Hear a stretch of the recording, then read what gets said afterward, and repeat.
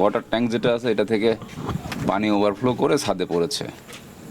তা এইটাই হচ্ছে বাস্তবতা, এর বাইরে তো আমি আর কিছু দেখিনি।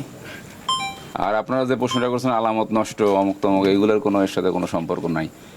এই হত্যাকাণ্ডের সাথে জড়িত যে আলামতটা আছে সেই আলামতটা অলরেডি আমরা ওই দিনই তখনই এই পিওতে ঘটনাস্থল থেকে নিয়ে গেছি, সেটা আমাদের কাছে সংরক্ষিত আছে।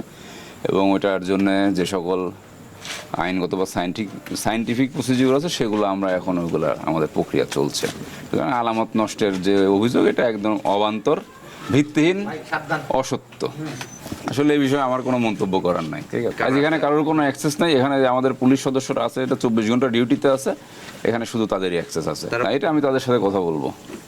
এটা একটা পিও, যদি পিওতে কোনো দেখে সেগুলো আমরা, তারা তো ওখানে করবে। এটা আমরা তো বলেছি যে এটা ভুলবশত, কারণ এইখানে যে সকল পুলিশ সদস্য ডিউটিতে আছে কেউই এই বাড়ির সুইচ টুইচ এইগুলো চেনে না, তারা ভুলবশত এই মোটরটা ছেড়েছিল, তো পরবর্তীতে যখন ওভারফ্লো হয় তখন বন্ধ করে।